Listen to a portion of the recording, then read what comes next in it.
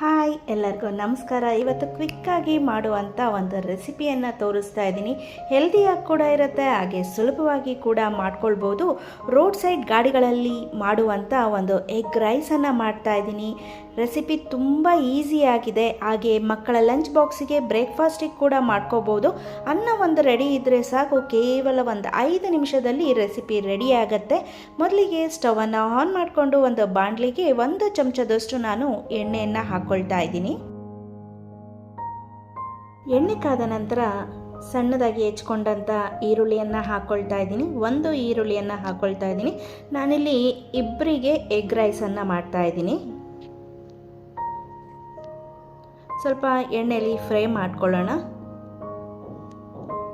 ನಂತರ 1 ಚಮಚದಷ್ಟು ಶುಂಠಿ ಬೆಳ್ಳುಳ್ಳಿ ಪೇಸ್ಟನ್ನು ಹಾಕ್ಕೊಳ್ತಾ ಇದ್ದೀನಿ. ನಂತರ 1 ಚಮಚದಷ್ಟು ಹಸಿಮೆಣಸಿನಕಾಯಿ ಪೇಸ್ಟನ್ನು ಹಾಕ್ಕೊಳ್ತಾ ಇದ್ದೀನಿ.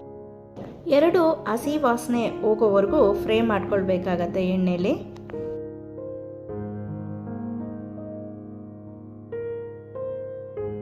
ನಾನು ಮಾಡೋ ಎಲ್ಲ ರೆಸಿಪಿಗಳು ನಿಮಗೆ ಇಷ್ಟ ಆಗಿದೆ ಅಂತ ಅಂದರೆ ದಯವಿಟ್ಟು ನಿಮ್ಮ ಫ್ಯಾಮಿಲಿ ಒಟ್ಟಿಗೆ, ಫ್ರೆಂಡ್ಸ್ ಒಟ್ಟಿಗೆ ಶೇರ್ ಮಾಡಿ. ಹಾಗೆ ನಾನು ಮಾಡೋ ಎಲ್ಲ ರೆಸಿಪಿಗಳನ್ನ ನೀವು ಕೂಡ ಟ್ರೈ ಮಾಡಿ ಹೇಗಾಗಿತ್ತು ಅಂತ ಕಮೆಂಟ್ ಮಾಡಿ. ನೋಡಿ, ಹಸಿ ವಾಸನೆ ಎಲ್ಲ ಹೋಗಿದೆ. ಈಗ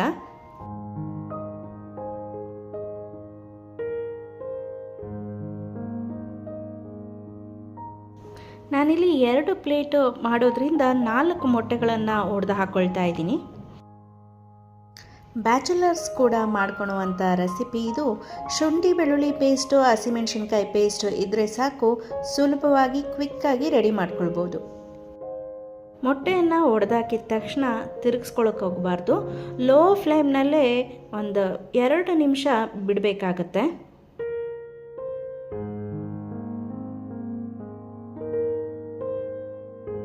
ನಂತರ ಇದಕ್ಕೆ 1/4 ಟೀ ಸ್ಪೂನಷ್ಟು ಉಪ್ಪು, 1/4 ಟೀ ಸ್ಪೂನಷ್ಟು ಮೆಣಸಿನ ಪುಡಿಯನ್ನು ಹಾಕ್ಕೊಳ್ತಾ ಇದ್ದೀನಿ.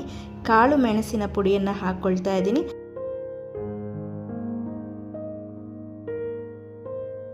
2 ನಿಮಿಷ ಬೇಯೋದಕ್ಕೆ ಬಿಟ್ಟು ನಂತರ ನಿಧಾನಕ್ಕೆ ತಿರುಗಿಸ್ಕೊಳ್ಬೇಕು. ಪೂರ್ತಿ ಪೇಸ್ಟ್ ಆಗೋ ಥರ ಮಾಡ್ಕೊಳ್ಳೋದು ಬೇಡ, ದಪ್ಪ ದಪ್ಪನಾಗಿ ಅನ್ನದಲ್ಲಿ ಸಿಗಬೇಕು.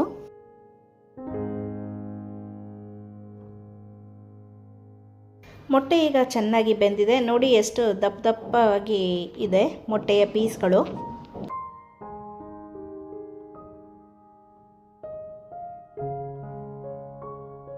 ನಂತರ ವೈಟ್ ರೈಸನ್ನು ಹಾಕ್ಕೊಳ್ಳೋಣ, ಬಿಳಿ ಅನ್ನ.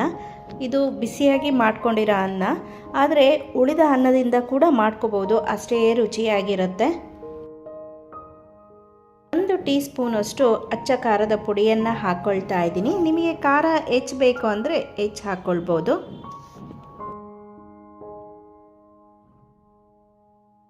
ಅರ್ಧ ಟೀ ಸ್ಪೂನಷ್ಟು ಗರಂ ಮಸಾಲ ಪುಡಿಯನ್ನು ಹಾಕ್ಕೊಳ್ತಾ ಇದ್ದೀನಿ. ಹಾಗೆ 1/4 ಚಮಚದಷ್ಟು ಕಾಳು ಮೆಣಸಿನ ಪುಡಿಯನ್ನು ಹಾಕ್ಕೊಳ್ತಾ ಇದ್ದೀನಿ. ನಂತರ ಚೆನ್ನಾಗಿ ಮಿಕ್ಸ್ ಮಾಡ್ಕೊಳ್ಬೇಕಾಗತ್ತೆ. ಲೋ ಫ್ಲೇಮ್ನಲ್ಲೇ ಇಟ್ಕೊಂಡು ಚೆನ್ನಾಗಿ ತಿರುಗಿಸ್ಕೊಳ್ಬೇಕು.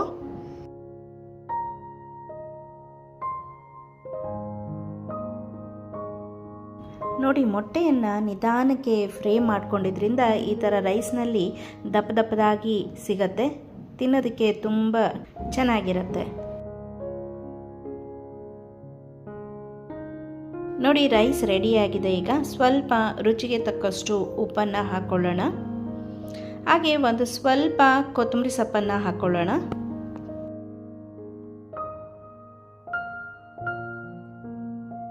ಕೊತ್ತಂಬರಿ ಸೊಪ್ಪು ಹಾಕಿದ ನಂತರ ಸ್ಟವನ್ನು ಆಫ್ ಮಾಡಿ ತಿರುಗಿಸ್ಕೊಂಡು ಬಿಸಿ ಬಿಸಿಯಾಗಿ ಎಗ್ ರೈಸನ್ನು ಸರ್ವ್ ಮಾಡೋಣ. ತುಂಬ ಟೇಸ್ಟಿಯಾಗಿರುತ್ತೆ. ನೋಡಿದ್ರಲ್ಲ ಎಷ್ಟು ಸುಲಭವಾಗಿ ಸ್ಟ್ರೀಟ್ ಸೈಡಲ್ಲಿ ಸಿಗೋ ಅಂಥ ಎಗ್ ರೈಸನ್ನು ಮಾಡ್ಕೋಬೋದು ಅಂತ. ಅನ್ನ ರೆಡಿ ಇದ್ದರೆ ಸಾಕು, 2 ಮೊಟ್ಟೆ ಇದ್ದರೆ ಸಾಕು, ಸುಲಭವಾಗಿ ಮಾಡಿಕೊಂಡು ಮಕ್ಕಳ ಲಂಚ್ ಬಾಕ್ಸಿಗೆ ಪ್ಯಾಕ್ ಮಾಡಿ ಕಳಿಸ್ಬೋದು. ಚಿಂತೆನೇ ಬೇಡ, ಅಷ್ಟು ಈಸಿಯಾಗಿದೆ ರೆಸಿಪಿ. ಒಮ್ಮೆ ಟ್ರೈ ಮಾಡಿ, ಖಂಡಿತವಾಗ್ಲೂ ನಿಮಗೆಲ್ಲ ಇಷ್ಟ ಆಗಿದೆ ಅಂತ ಅಂದ್ಕೊಳ್ತೀನಿ. ಇಷ್ಟ ಆಗಿದ್ದರೆ ದಯವಿಟ್ಟು ಲೈಕ್, ಶೇರ್, ಸಬ್ಸ್ಕ್ರೈಬ್ ಮಾಡಿ, ಕಮೆಂಟ್ ಮಾಡೋದನ್ನು ಮರಿಬೇಡಿ. ನಾನು ಮತ್ತೊಂದು ಹೊಸ ರೆಸಿಪಿಯೊಂದಿಗೆ ಸಿಗ್ತೀನಿ. ಧನ್ಯವಾದಗಳು.